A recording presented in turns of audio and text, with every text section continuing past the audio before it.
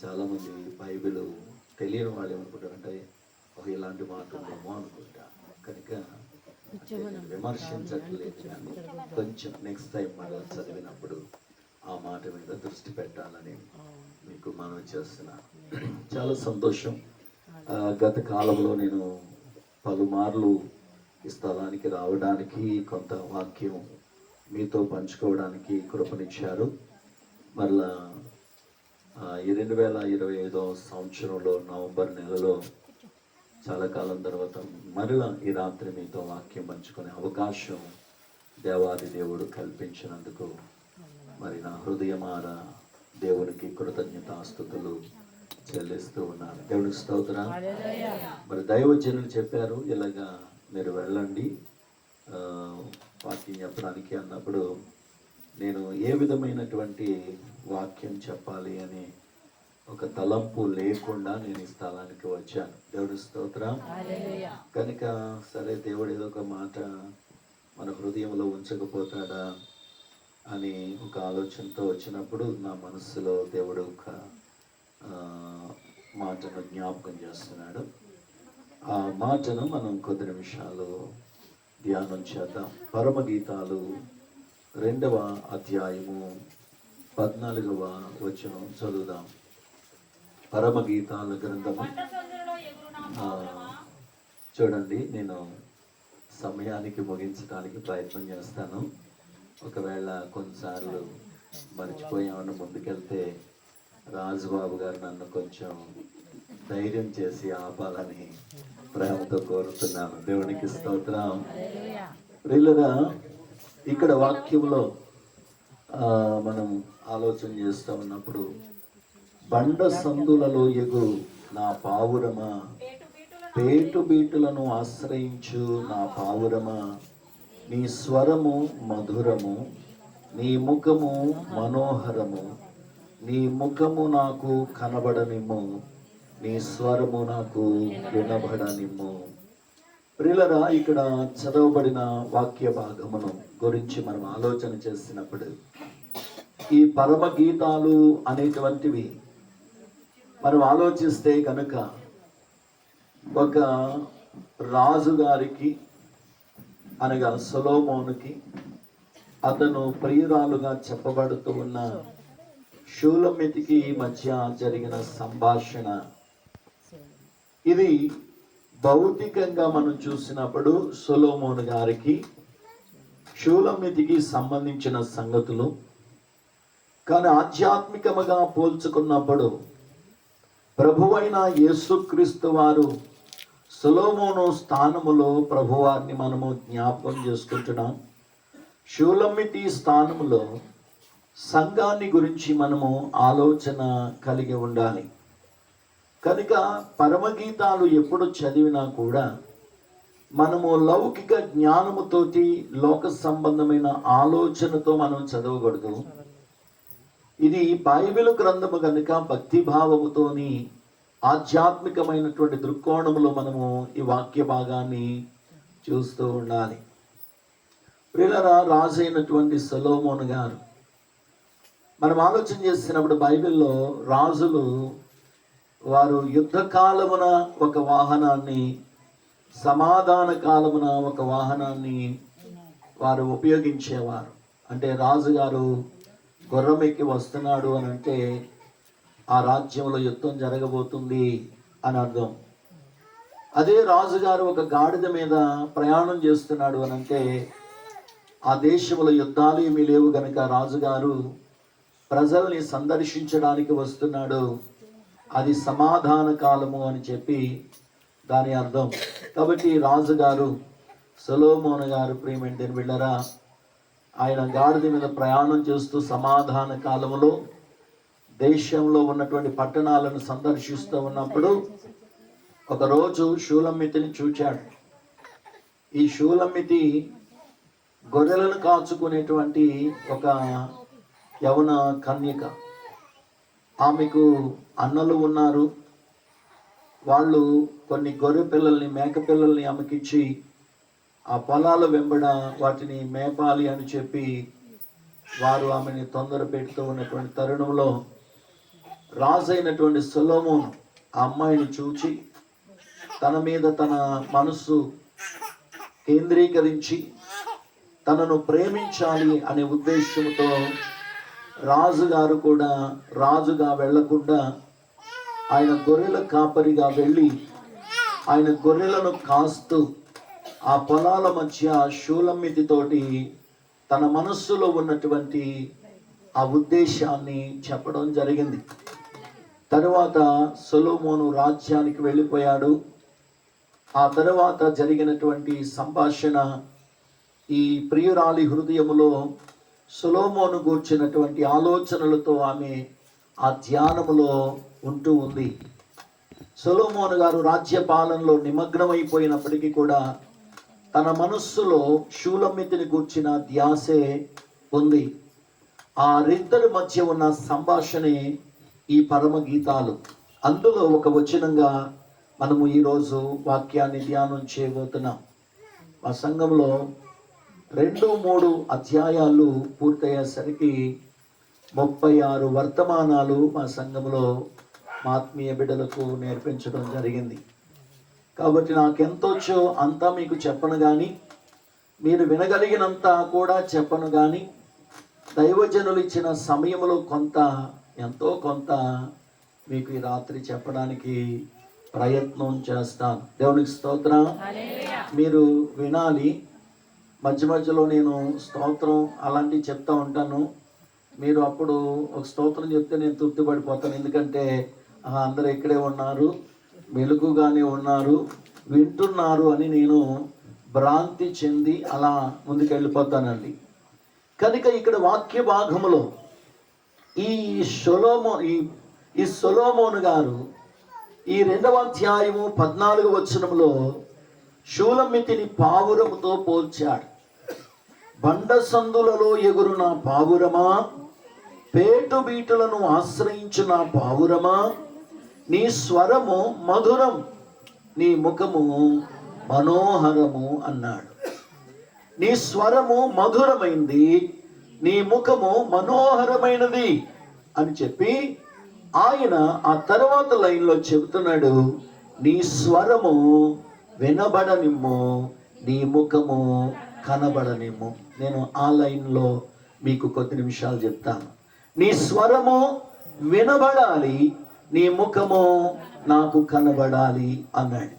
ఈ రోజు నాడు క్రైస్తవ సంఘం ఈ భూలోకములో ఉన్న సార్వత్రిక సంఘం, అది ఏ దేశములో ఉన్నా, ఏ భాష కలిగిన వారైనా, ఏ సాంప్రదాయాలు కలిగిన వారైనా, ఏ ప్రాంతాలలో ఉన్నవారైనా, ఏ స్థితిలో ఉన్నవారైనా, వారు యేసుక్రీస్తును కలిగి ఉన్నవారైతే ఆయన ఎదుట వారు ఏం చేయాలి అనంటే ఆ ప్రభువైన యేసుక్రీస్తు యొక్క రాకడ కొరకు ఎదురు చూచే వారిగా వారు ఏం చేయాలంట, ఆయన సన్నిధిలో వారి స్వరాన్ని వినిపించాలి, వారి ముఖాన్ని ఆయనకి చూపించాలి.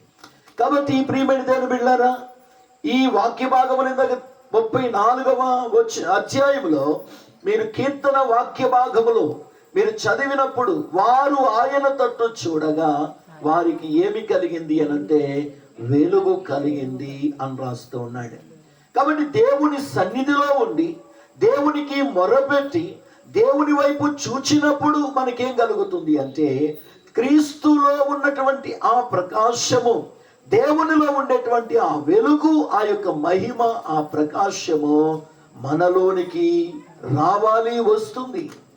కాబట్టి ప్రియమైన దేవుని బిడ్డలారా, దేవుడు ఎలాంటి వాడు అంటే ఎవరు కూడా ఆయనను సమీపించలేనంత దేదీప్యమానమైనటువంటి తేజస్సు కలిగినటువంటి వాడు. ఆయన వస్త్రమును ఆయన వెలుగును వస్త్రముగా ధరించుకున్నటువంటి దేవుడు ఆయన. దేవునికి స్తోత్రం చెప్తారా? ఏం ధరించుకున్నాడంటే ఆయన వెలుగును వస్త్రముగా ధరించుకున్నాడు. కోటి సూర్యుల మించినటువంటి కాంతి కలిగినటువంటి ఆ ప్రభువుని చూడలేక మహిమ స్వరూపులైనటువంటి వారు సహితము ఆయన ఎదుట ఏం చేస్తున్నారు? యెషయా గ్రంథము 6వ అధ్యాయములో కనుక మనం చూస్తే 2వ వచనములో ఆయనకు పైగా శరాపులు ఉన్నారు. శరాపులు అనగా దూత గణములలో అతి శ్రేష్టమైనటువంటి దూతలు, ఉన్నతమైనటువంటి దూతలు అలాంటి దూతలకు ఎన్ని రెక్కలు ఉన్నాయి అంటే 6 రెక్కలు కలిగిన దూతలను సెరాపులు అన్నారు. 4 రెక్కలు కలిగిన దూతలను కెరూబులు అన్నారు. 2 రెక్కలు కలిగిన దూతలను దేవదూతలు అన్నారు. కొన్ని ఆత్మలు కూడా ఉన్నాయి. ఇలా దేవదూతలలో కొన్ని వర్గాలు ఉన్నాయి. వాటన్నిటికంటే ఉన్నతమైన స్థితిలో ఉన్నటువంటి దూతలే సెరాపులు. వారికి ఎన్ని రెక్కలు ఉన్నాయంట? 6 రెక్కలు ఉన్నాయి. 2 రెక్కలతో ఎగురుతూ ఉన్నాయి. 2 రెక్కలతో వారి పాదములను కప్పుకున్నాయి. 2 రెక్కలతో ఆయన ముఖమును చూడడానికి చూడండి, ఆయన తేజస్సును చూడలేక ముఖమును కప్పుకుంటూ సైన్యములకు అధిపతియగు యెహోవా పరిశుద్ధుడు పరిశుద్ధుడు పరిశుద్ధుడు అని దేవునిని ఏం చేస్తా ఉన్నారు అని అంటే మహిమపరుస్తూ ఉన్నారు. గాన ప్రతిగానములు చేస్తూ ఉన్నారు. దేవుని పిల్లలు దేవుని సన్నిధిలో చేయవలసిన పని ఏమిటి అనంటే ఆయనను కూర్చినటువంటి కీర్తి, ఆయనను స్తుతించేటువంటి స్ఫూర్తి మన జీవితాలలో కలిగి ప్రభువుని ఏం చేయాలంటే స్తుతించాలి. అలా స్తుతించి అలా ప్రార్థించి ఆయన సన్నిధిలో సమయము గడిపే వారి యొక్క ముఖములు కూడా దేవుని యొక్క మహిమతో ప్రకాశించినట్లుగా వాక్యములో మనము చూడగలుగుతూ ఉన్నాం. కనుక ఈ 40 దినాలు కూడా మీరు చేసిన పని ఏమిటి అనంటే దేవుని సన్నిధిలో ఆయనను స్తుతించారు, దేవుని సన్నిధిలో ప్రార్థన చేశారు, దేవుని సన్నిధిలో ఆనందించారు. ఆయన వాక్యాన్ని మీరు నేర్చుకున్నారు. ప్రియమైన దేవుని బిడ్డలారా, దేవునికి స్తోత్రం. ఆయన సన్నిధిలో ఉండడము ఎంతో గొప్ప ధన్యత, గొప్ప భాగ్యము. దావీదు ప్రార్థన చేసినప్పుడు అంటాడు, దేవా నీ సన్నిధిలో నుండి నన్ను త్రోసివేయొద్దు, నీ పరిశుద్ధాత్మను నాలో నుండి తీసివేయొద్దు అని ప్రార్థన చేశాడు. కనుక దేవుని సన్నిధిలో ఉండడం కష్టం కాదు. దేవుని సన్నిధిలో ఉండడము ఎంతో భాగ్యము, ఎంతో ఆశీర్వాదం. అందుకే 27వ సంకీర్తనలో 4వ వచనములో దావీదు ఇలాగు చెబుతున్నాడు. ఏమంటున్నాడు చూడండి, దేవా నీ యొద్ద ఒక్క వరము నేను అడుగుచున్నాను, దానినే నేను వెదుగుచున్నాను. యెహోవా ప్రసన్నతను చూచుటకును ఆయన ఆలయములో ధ్యానించుటకును నా జీవిత కాలమంతయు నేను యెహోవా మందిరములో నివసింపగోరుచున్నాను అన్నాడు. చూడండి, ఆయనకున్న ఆశ ఏంటండా? ఉన్నారా? మర్చిపోతున్నాను. ఇక్కడ మీరు ఎక్కడున్నారు, నేను ఎక్కడున్నాను అందుకని అడుగుతున్నానే, ఏమనుకోకండి. ఉన్నారు కదా? ఉంటే గట్టిగా దేవునికి స్తోత్రం చెప్పండి. హల్లెలూయా. కాబట్టి ప్రియమైన దేవుని బిడ్డలారా, ఒక రాజు అయి ఉన్నటువంటి వ్యక్తికి ఆయనకి ఏం కోరిక ఉండాలి? ఎన్నేళ్ళైనా నేనే రాజుగా ఉండాలి అనుకోవాలి. అంతేనగా? అంతేనా? ఇక మనకి దేవుడు ఆయుష్ ఇచ్చిన అవ్వకపోయినా భూమున్నంత కాలం నేనే రాజుగా ఉండాలని కోరుకోవాలి. అంతే కదా? మన నరుడికి ఆశకి అంతేమైనా ఉందండి? కానీ ఆయనకి అలాంటి ఆశ కాదంట. ఏ ఆశ? దేవుని సన్నిధిలో నివాసం ఉండాలి, దేవుని ప్రసన్నతను చూడాలి, ఆయన ఆలయములో ధ్యానించాలి. ఇదే ఆయనకున్నటువంటి ఆశ, కోరిక. దేవుని గురించినటువంటి తలంపులతో నిండిపోయాడు దావీదు. కనుక అలాంటి వారుగా మనం ఉన్నప్పుడు అండి, దేవుని సన్నిధిని మనం ఎన్నడూ కూడా నిర్లక్ష్యము చేయమండి. దేవుని సన్నిధిని ఆనందంగా మనం ఉంటాం, దేవుని మాటలు వింటాం, దేవుని సన్నిధిలో సంతోషిస్తూ ఉంటాం.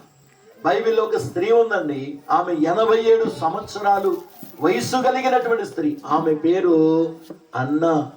ఆమంట తరచూ ఉపవాసాలు ఉంటూ రేయింబగళ్ళు ప్రార్థన చేస్తూ దేవాలయములోనే తన శేష జీవితం అంతా గడిపేసింది.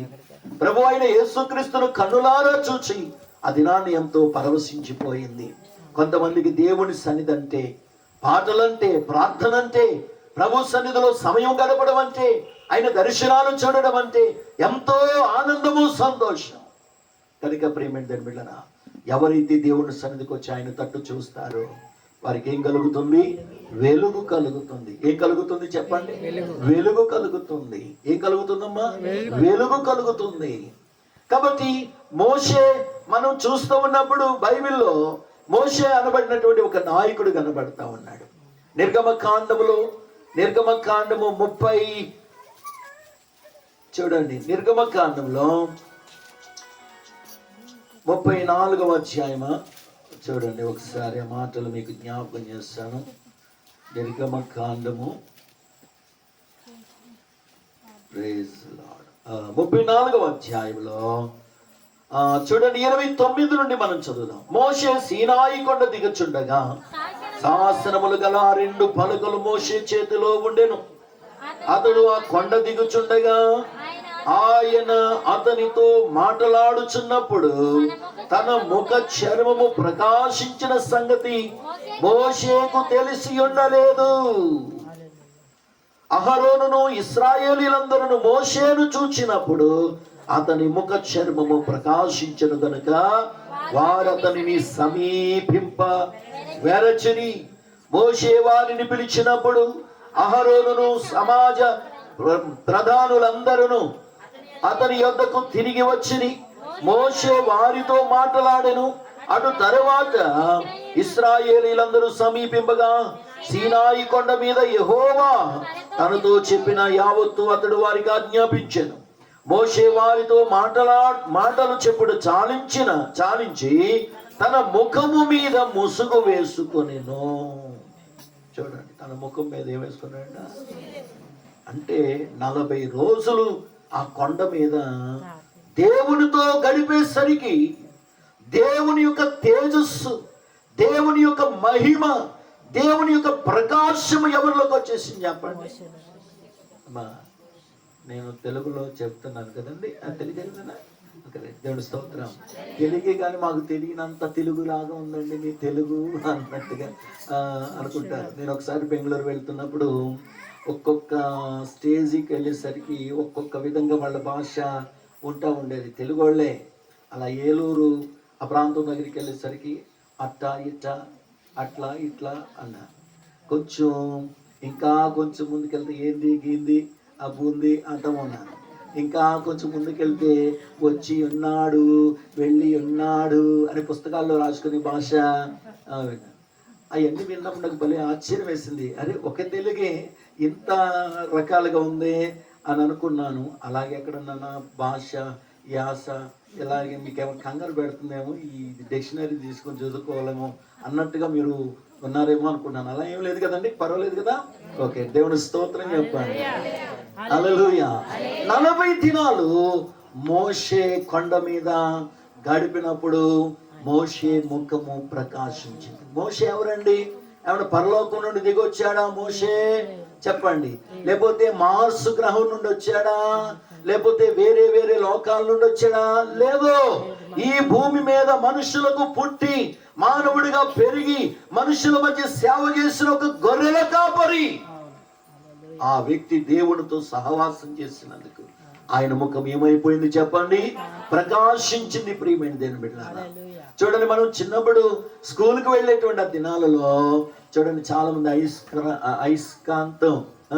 అయస్కాంతం తీసుకొని దాని మీద ఏం పెట్టేవారంటే పిన్నలు కదా, మీకు తెలుసండి. అది ఈ కాజలు ఆడారా? ఇక్కడ ఉందో లేదో నాకు తెలియదు, కానీ నేను ఆడాను. ఆ పిన్నిస్లు ఏం చేశాయంటే కొద్దిసేపు దాని మీద పెట్టిన తర్వాత అయస్కాంతం నుండి ఆ పిన్నును వేరు చేసి మరలా వేరే పిన్నుల దగ్గర పెడితే ఒకదాని తర్వాత ఒకటి అన్ని దానిని పట్టుకొని వేలాడుతూ ఉన్నాయి. అంటే కొద్దిసేపు దానిలో ఉంచితేనే అది ఏం చేసింది, దానిలో ఉన్నటువంటి ఆకర్షణ అయస్కాంతము దీనిలోనికి వచ్చేసినప్పుడు మనం పరిశుద్ధుడైన దేవుని సన్నిధిలో ఉన్నప్పుడు అదే మహిమ మనలోనికి ఏమవుతుంది చెప్పండి? వస్తుంది. అందుకని మనం ఎంత ఎక్కువగా దేవునితో సహవాసం చేస్తామో అంత ఎక్కువగా మనం ప్రకాశించే వారిగా ఉంటాం. చూడండి, బైబిల్లో ప్రభువైన యేసుక్రీస్తు యోహాను గురించి ఒక సాక్ష్యం చెప్పాడు. స్త్రీలు కనిన వారిలో యోహానంత గొప్పవాడు లేడు, అతడు మండుచు ప్రకాశించుచున్న దీపమై ఉన్నాడు అని దేవుని వాక్యములో వ్రాయబడి ఉంది. ప్రియమైన దేవుని బిడ్డలారా, ఈ లోకమంతా పాపములో ఉండగా, ఈ లోకములో ఉన్న వారందరూ శాపాన్ని అనుభవిస్తూ ఉండగా యేసుక్రీస్తు విలువైనటువంటి శిలువ రక్తము చేత, అమూల్యమైన రక్తము చేత కొనబడిన వారై, విమోచింపబడిన వారై, లోకములో నుండి ప్రత్యేకింపబడినటువంటి జనాంగము ప్రియమైన దేవుని బిడ్డలారా దేవుని సన్నిధిలో ప్రత్యేకముగా మండింపబడుతున్నారు, ప్రార్థనలో గడుపుతున్నారు, వాక్యముతో నింపబడుతున్నారు, పరిశుద్ధాత్మతో నింపబడుతున్నారు, దేవునికి సంతోషం కలిగించేటువంటి జీవన విధానాన్ని కలిగి అనేకులకు సాక్షులుగా ఈ సమాజంలో, ఈ లోకములో ప్రత్యేకింపబడిన వారిగా సంఘము, క్రైస్తవ సంఘం ఈ లోకంలో ఏమవుతుంది చెప్పండి అమ్మా? నిద్రపోతున్న వారు చెప్పండి దేవుని స్తోత్రం, హల్లెలూయా. ఏమవుతున్నారు చెప్పండి? ఏమవుతున్నారు? దేవుని స్తోత్రం. అమ్మా ఏం చెప్పానండి అంటే, ఏం చెప్పారండి అబ్బా, ఏం చెప్పారండి, ఏం చెప్పానమ్మా, అదేనండి ఏం చెప్పారు, ఏం చెప్పారు అన్నట్టుగా ఉండకూడదు. మన ఒప్పందం ఏంటి చెప్పండి? మీరు వాక్యం విన్నా వినకపోయినా మధ్య మధ్యలో నేను మిమ్మల్ని కొంచెం పిలుస్తూ ఉంటాను, మీరు ఏం చేయాలా? దేవుని స్తోత్రం చెప్పడమ్మా. కాబట్టి సంఘము అనేటువంటిది ప్రత్యేకింపబడినటువంటిది. సంఘము దేవుని మహిమ కొరకు ఈ లోకంలో జీవిస్తూ ఉంది. సంఘము తన కుమారుడిని యేసుక్రీస్తు వారిని కలుసుకోవడానికి క్రీస్తు కొరకు ఎదురు చూస్తూ ఉంది. క్రీస్తు యొక్క సారూప్యము వచ్చే వరకు, మనము చచ్చే వరకు సంఘం ఏం చేస్తూ ఉందంటే దేవుని సన్నిధిలో దేవునితో సహవాసము చేస్తూ ఉన్నది. కాబట్టి సహవాసము చేస్తున్న సంఘానికి, మోషే యొక్క ప్రకాశము సంఘానికి రావాలి. ఏమండి, ఆ యొక్క యోహానులో ఉన్నటువంటి ప్రకాశము ఎవరికి రావాలి చెప్పండి? సంఘానికి రావాలి. దేవునికి స్తోత్రం. అలాంటి సంఘము ప్రియమైన దేవుని బిడ్డలారా దేవునికి ఇష్టమైనటువంటిది. అందుకని ఆయన అంటున్నాడు, నీ స్వరము మధురము, నీ ముఖము మనోహరమైనది గనుక నా ప్రియురాల నీ స్వరము నాకు వినబడనిమ్ము, నీ ముఖము నాకు కనబడనిమ్ము. దేవునికి స్తోత్రం. మరి ఈ యొక్క మోషే ముఖము మాత్రమే ప్రకాశించిందా అనంటే, బైబిల్ గ్రంథంలో అపోస్తలుల కార్యాల గ్రంథము ఏమండి 6వ అధ్యాయము 15వ వచనం అనుకుంటాను, అక్కడ రాస్తూ ఉన్నాడు. చూడండి, స్టెఫను గురించి మనం చూస్తున్నప్పుడు స్టెఫను యొక్క ముఖం అంటండి దేవదూత ముఖము వలె కనబడిందంట. ఒకసారి ఆ మాట చదువుతారా? అతని వైపు తేరు చూడగా అతని ముఖము దేవదూత ముఖము వలె వారికి కనబడేను. దేవునికి స్తోత్రం. స్టెఫను ఒక సంఘ విశ్వాసి. సంఘములో స్టెఫను ఒక పరిచారకుడిగా, ఒక శిష్యుడిగా ఆయన పనిచేస్తూ దేవునిని మహిమపరుస్తున్న ఆ వ్యక్తి అండి దేవుని వాక్య జ్ఞానముతో నింపబడ్డాడు, పరిశుద్ధాత్మతో నింపబడ్డాడు, దేవుని వెలుగుతో నింపబడ్డాడు. కనుకని ఆయన అగుపరిచిన జ్ఞానమును వారు ఎదిరించలేకపోయారు. సరిగదా, వారి దృష్టికి ఆయన ముఖము ఎలాగూ కనబడిందంటే దేవదూత ముఖము వలె కనబడింది. అవునండి అమ్మా, 40 రోజులు మనం ప్రార్థన చేస్తున్నామంటే మన ముఖాలు ఎలా కనబడాలి తెలుసా? ఎలా కనబడాలమ్మా?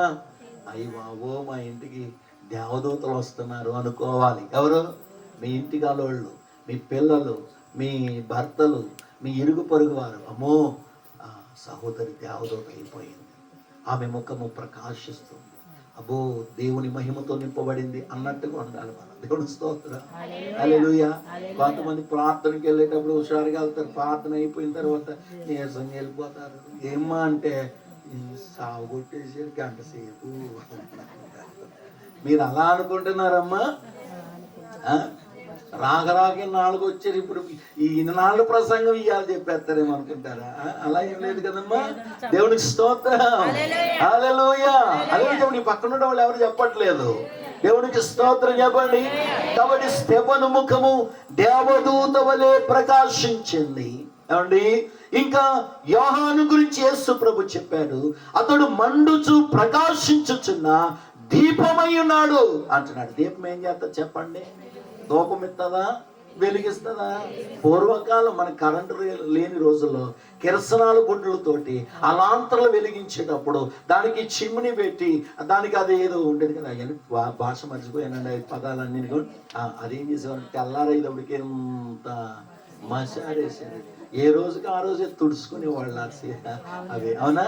అలా మసారిపోయే దీపాలుగా ఉండకూడదండి. ఎలా ఉండాలి? వెలుగునిచ్చి ప్రకాశించే దీపాలుగా మనం ఉండాలంటే లోకములో ఉంటే ప్రకాశించలేము, పాపములో ఉంటే ప్రకాశించలేము, దుష్టుల మధ్యలో ఉంటే ప్రకాశించలేము, పాపుల మధ్యలో ఉంటే ప్రకాశించలేము, అపహాసకుల మధ్యలో ఉంటే ప్రకాశించలేము, నులివెచ్చని స్థితి గల వారితో ఉంటే ప్రకాశించలేము, చచ్చి మృతమైనటువంటి జీవితాలు కలిగిన వారితో, అతిక్రమము చేసే వారితో ఉంటే ప్రకాశించలేము. కానీ పరిశుద్ధులైన దేవుని బిడ్డల మధ్యలో ఉంటే మనం ప్రకాశించే వారిగా ఉంటాం. దేవునికి స్తోత్రం. అలనాడు మేడగదిలో 120 మంది దేవుని పిల్లలు శిష్యులతో కూడా కలిసి ఆ మేడగదిలో 10 దినములు కనిపెట్టి ప్రార్థన చేస్తున్నప్పుడు పరిశుద్ధాత్మ వారి మీదకి వానలాగా వచ్చేసింది కదండి, మంచులాగా వచ్చిందండి. ఎలా వచ్చిందమ్మా? అగ్ని జ్వాలల వలె విభాగింపబడి ఒక్కొక్కరి మీద వ్రాలగా వారు శక్తికి మించి వాక్శక్తి కలిగిన కొలది వారు అన్య భాషలతో దేవుడిని స్తుతించారు. దేవుని స్తోత్రం. హల్లెలూయా.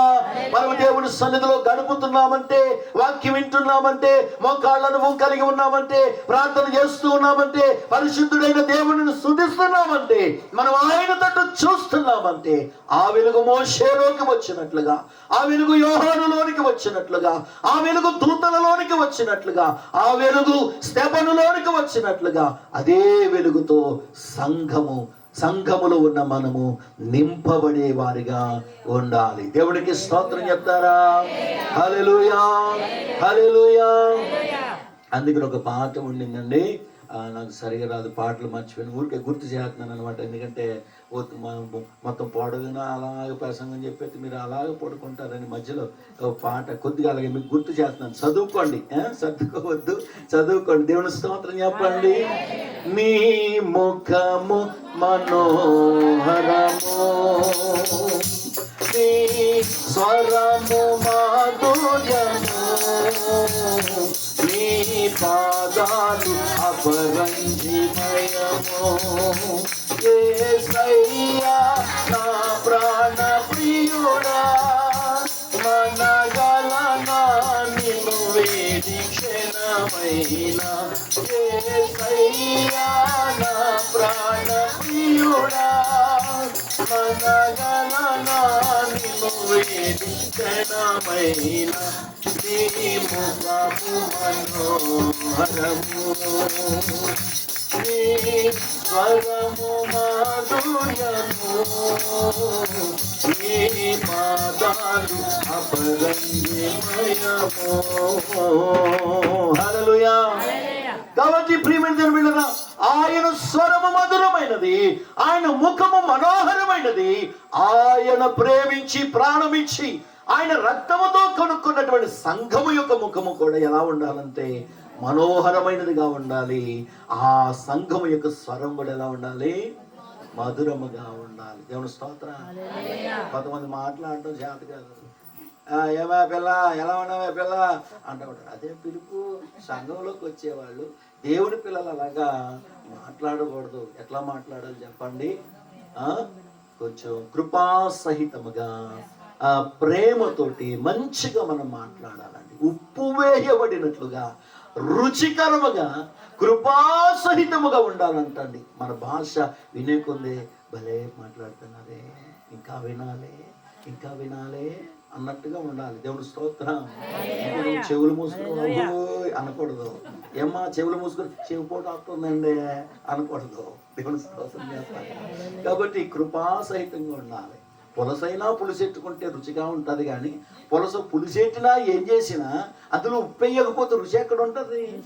అందుకనే మనం భక్తి చేస్తున్నప్పుడు మనలో పరిశుద్ధుడైనటువంటి దేవుని యొక్క సంకేతం, ఆయనను గూర్చినటువంటి జ్ఞానం, ఆయన ఇచ్చినటువంటి ఆ యొక్క వాక్య జ్ఞానం మనలో ఉన్నప్పుడే మన భాష ఎలా ఉంటుంది చెప్పండి? కృపాసహితముగా ఉంటుంది. దేవునికి స్తోత్రం. భక్తిని మనము సాధన చేయాలి, ప్రాక్టీస్ చేయాలి. చేయగా ఏమవుతుంది? వేప తినగా వేము ఎలా ఉంటుంది?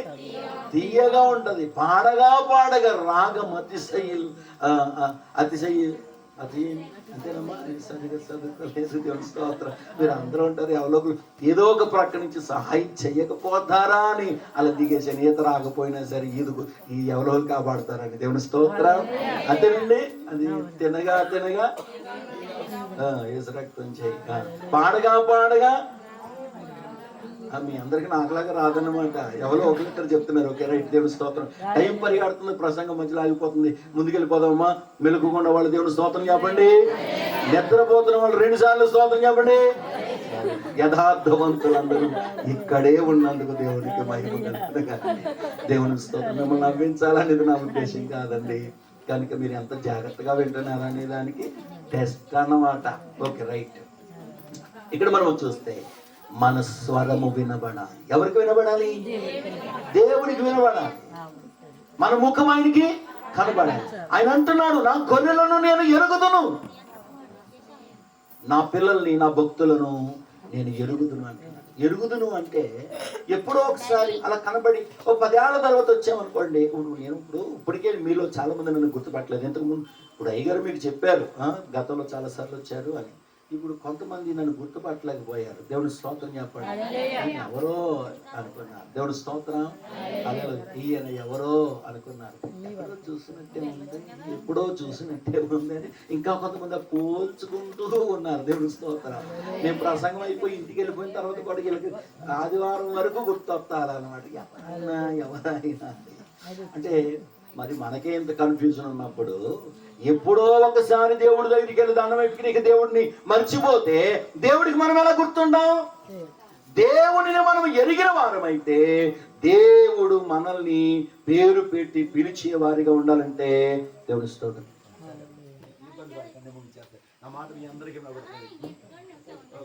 దేవుడు స్తోత్రం స్తోత్రం చెప్పడమ్మా. హల్లెలూయా. కాబట్టి ప్రియమైన దేవుని బిడ్డలారా, ఒక వ్యక్తి మనకు బాగా తెలుసు అంటే ఆ వ్యక్తి మనకి చాలా సార్లు పరిచయం అయి ఉండాలి. అవునా? ఆ వ్యక్తి మన దగ్గరికి చాలా సార్లు వచ్చి ఉండాలి, లేదా మనమన్న ఆ వ్యక్తి దగ్గరికి చాలా సార్లు వెళ్ళి ఉండాలి. దేవుని వాక్యం అంటుంది, మీరు దేవుని యొద్దకు రండి, అప్పుడు ఆయన మీ యొద్దకు వస్తాడు అని వాక్యంలో రాయబడింది. అప్పుడు దేవుని దగ్గరికి మనం వచ్చినప్పుడు, మన యొద్దకు ఆయన వచ్చినప్పుడు మనల్ని ఆయన పరలోకం వెళ్ళినా మర్చిపోడు. అవునా? మర్చిపోతాడా? ఆయన అంటే పేరెంట్ పిలుస్తాడు. అయ్యి బాబు నన్ను మర్చిపోయారు అనుకున్నానండి, నా పేరు ఇంకా గుర్తుంది.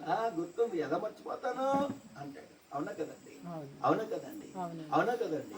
అవునా కదండి? ఏదో చెప్పండి. కాదంటే కాదు, అవునైతే అవునని చెప్పండి. కాబట్టి రిప్లై ఏదో సప్లై చేయాలి కదండి. అందుకని సరే మంచి దేవుడి పిల్లలారా, ఆయన అంటున్నాడు, నా గొర్రెలను నేను ఎరుగుదును, వాటిని నేను పేరు పెట్టి నేను పిలుస్తాను అంటున్నాడు. దేవుడి స్తోత్రం.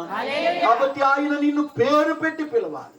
యేసన్న గారు ఒక పాట పాడుతూ అన్నాడు, ఆయన అన్నాడు, పరలోకానికి వెళ్తున్నప్పుడు ఆయన ఒక కొత్త పేరుతో నన్ను పిలిచినప్పుడు, అదేం పాట అండి? ఎవరు సమీపించలేని తేజస్సుల, ఆ పాటలో ఉంటుంది. మీరు ఇంటికి చదువుకోండి, ఇప్పుడు పాట.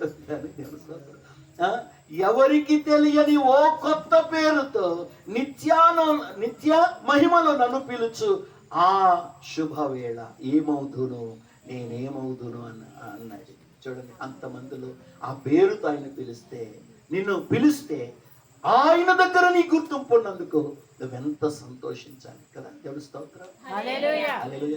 ఎవరైనా ఒక అధికారి ఒక మీటింగ్ పెట్టినప్పుడు, ఆ మీటింగ్ లో మన ఊరోళ్ళంతా ఉన్నప్పుడు, మనం ఎవరో ఆయనకు తెలియదు, కానీ ఆ 10 మందిలో లేకపోతే ఆ 100 మందిలో ఆ ఊరోళ్ళందరి మధ్యలో రాజుబాబు గారు ఇలా రండి అని ఆ అధికారి పిలిచాడు అనుకోండి, ఎంత గుర్తింపు అండి. అయ్యారు మీ పేరు వాడుకున్నాను ఏమనుకోకండి, రికార్డు నుంచి తీసేద్దాం. దేవుని స్తోత్రం చెప్పండి. హల్లెలూయా. పిలిస్తే ఆనందమే కదా. అప్పుడు ఏమనిపిస్తుందండి? ఇంత మందిలో నేను, అప్పుడు ఈ ఊరోళ్ళందరికీ నేను హీరో, అంతే కదండి. నా పేరు చూసారా, నా పేరు ఆయనకి తెలుసు చూసారా, ఉండదండి. పరలోకంలో మన పేరుతో ఆయన పిలిస్తే అసలు ఎంత ఆనందం.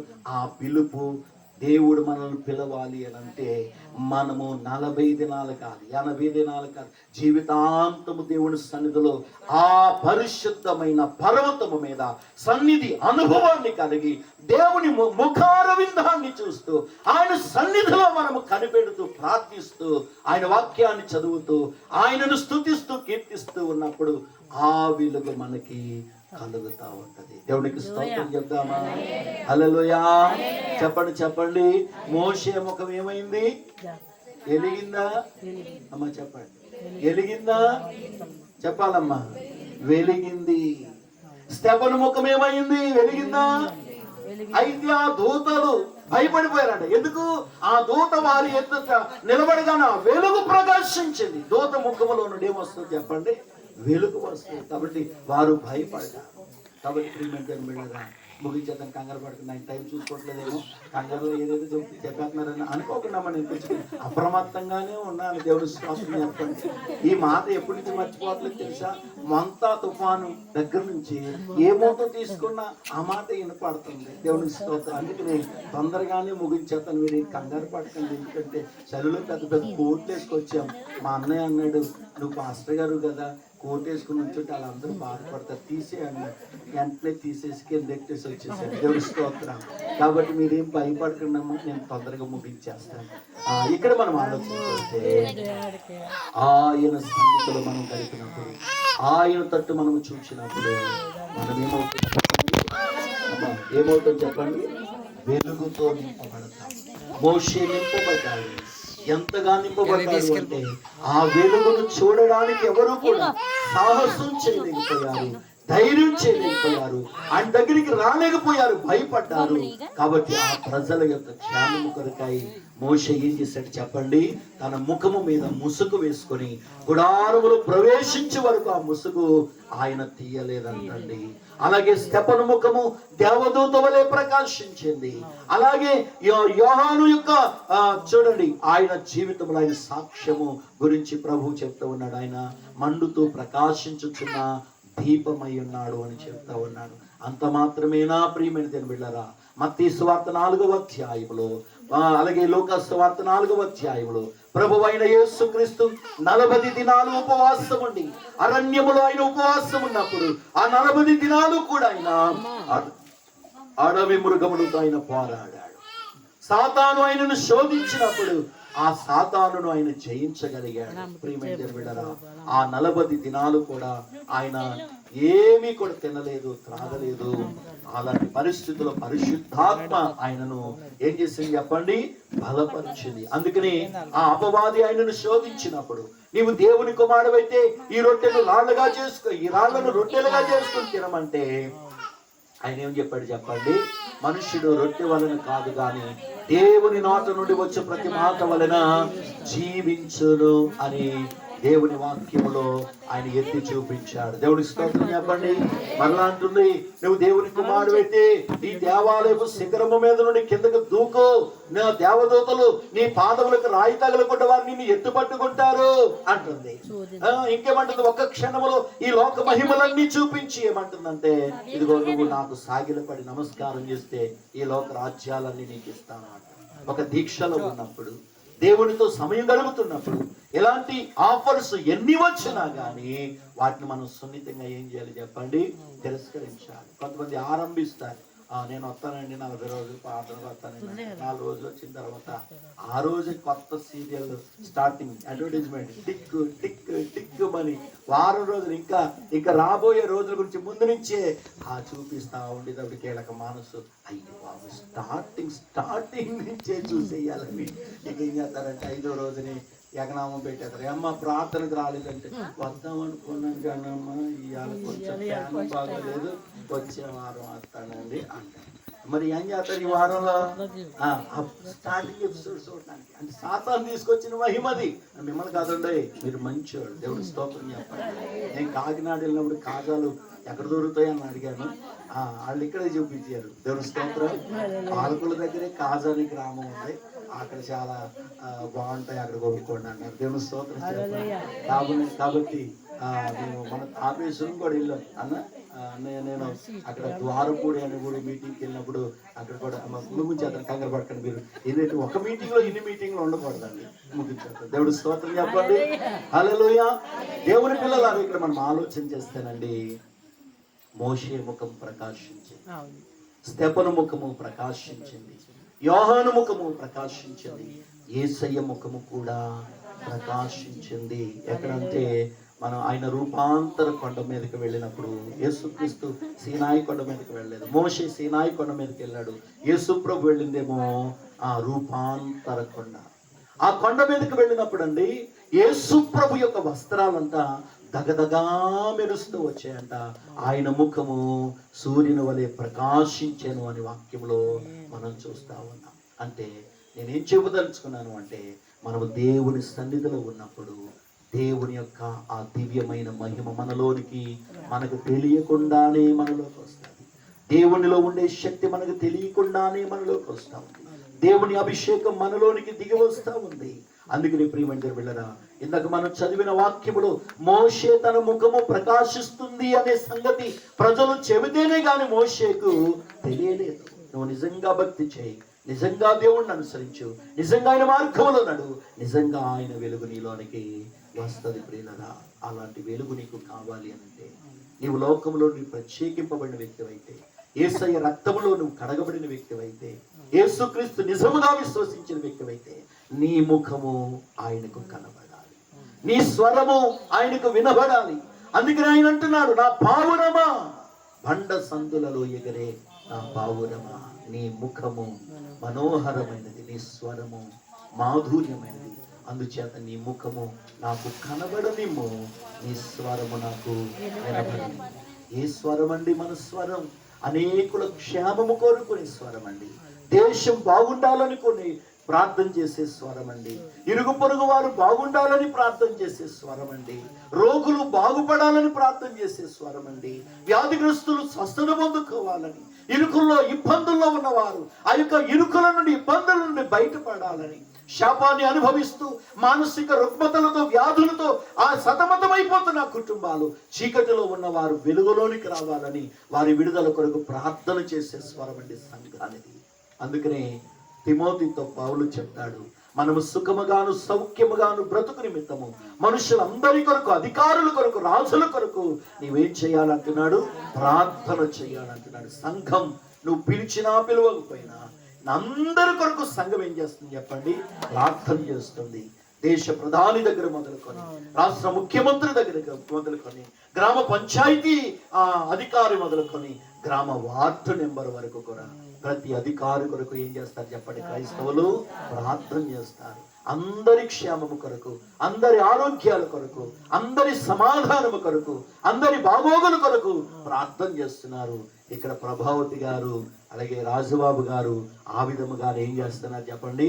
ప్రార్థన చేయగా మీరందరూ ఆ ప్రార్థనలోనికి ఆకర్షింపబడ్డారు. దేవుడి స్తోత్రం. ఆకర్షింపబడిన సంఘమా, సహవాసాన్ని కలిగి ఉన్న సంఘమా, ఇదిగో నీ స్వరం ఎవరికి వినబడాలో తెలుసా?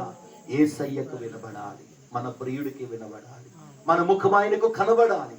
అందుకే మనం ఏం చేయాలంటే వ్యక్తిగతంగా సన్నిధి అనుభవం, గదిలోనికి వెళ్ళి ప్రార్థన చేసే అనుభవాన్ని మనం కలిగి ఉన్నప్పుడు అండి, ఆయన తట్టు చూడగా ఆ వెలుగు వారిలోనికి వస్తుంది.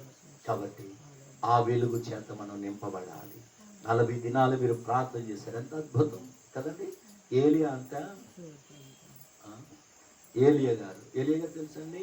ఏ ఏలియా గారు అంటే నేనేం చెప్పలేను, బైబిల్లో ఉన్న ఏలియా గారు అనమాట. దేవునికి స్తోత్రం. ఆయన తిబ్షీయుడైన ఏలియాని, రోషము కలిగినటువంటి ఏలియాని ఆయన పేర్లు ఉన్నాయండి. ఆయన ప్రియమైన బిడ్డలారా ఎన్నో అద్భుతాలు చేశారు, మామూలు అద్భుతాలు కాదు. వాన కురువు అంటే ఆగు అంటే ఆగిపోయింది.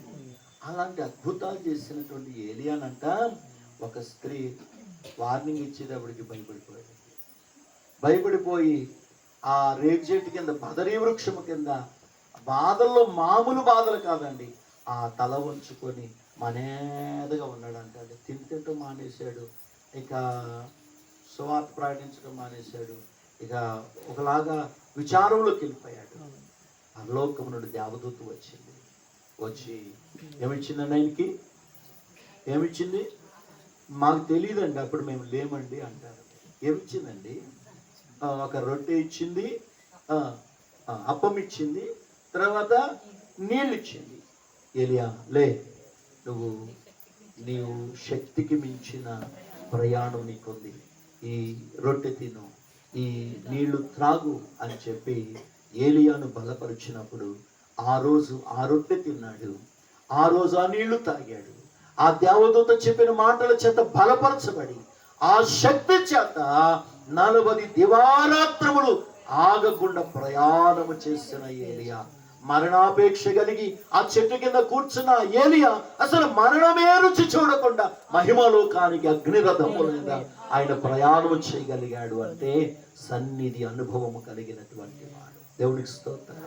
అందుకని ఏలియా గురించి చెప్పినప్పుడు అతడు మనలాంటి మానవుడే, కానీ అతడు అత్యాసక్తితో ప్రార్థన చేయగా ఇదిగో ఆకాశము వర్షం ఇచ్చింది, ఆకాశము మూయబడింది, తెరవబడింది. కారణం ఏంటంటే అతడు ఆసక్తి కలిగి ప్రార్థన చేశాడు.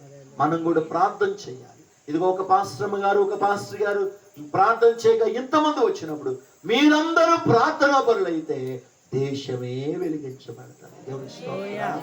హల్లెలూయా. అనేకుల యొక్క బంధకాలు తెగిపోతాయి, వారి కట్లు విప్పబడతాయి, వాళ్ళు స్వతంత్రులు అవుతారు, పరిశుద్ధాత్మతో నడిపించబడతారు. దేవునికి వాళ్ళు కనబడే భక్తి చేయగలిగే వారిగా వారు ఉంటారండి. దేవునికి స్తోత్రం చెప్పండి. హల్లెలూయా. కాబట్టి ప్రియమైన దేవుని బిడ్డలారా, మన ముఖం ఎక్కడికి వెళ్ళాలి చెప్పండి? ఎక్కడికి వెళ్ళాలి? నీకు తెలియదు. కొంతమంది నేను ఒక చోటకి ప్రార్థన చేద్దామని వెళ్తున్నాను, ఆ పక్కింటి వాళ్ళు అన్నది ముఖం శాంతికి వెళ్ళాలని పక్కన వాళ్ళకి ముఖం శాంతికి వెళ్ళిపోతే ఇంకెవరికి చెప్పాలి నాయన. కాబట్టి మన ముఖం ఎక్కడికి వెళ్ళాలి చెప్పండి? శాంతికి పొంతకి కాదండి, మన ముఖము దేవుని సన్నిధికి. దేవుని స్తోత్రం. సన్నిధిలో ఏముంది? నిధి ఉంది. అమ్మా చెప్పండి అమ్మా, ఎక్కడికి వెళ్ళాలి మన ముఖాలు? వెళ్తే ఆయన మన ముఖాన్ని చూస్తాడు. ఓకే, అందరూ వచ్చారు. దేవుని స్తోత్రం. వచ్చిన వారిని ఆయన ఏం చేస్తున్నాడు? లెక్క పెట్టుకున్నాడు. ప్రకటన గ్రంథం 11వ అధ్యాయంలో మీరు చూస్తే ఆయన దేవాలయాన్ని కొలత వేస్తున్నాడు. కొలకర్ర పెట్టి స్థలాన్ని కొలుస్తున్నాడు. ఎంతమంది వచ్చారు వారి పేర్లు రాసుకుంటామన్నాడు. కాబట్టి మనము ఆయన దృష్టిలో పడే వ్యక్తిగా ఉండాలి. ఆయన దృష్టిలో మనం ఉండాలి. ఆయన దృష్టిలో, యేసయ్య దృష్టిలో నీ స్థానం ఏంటి?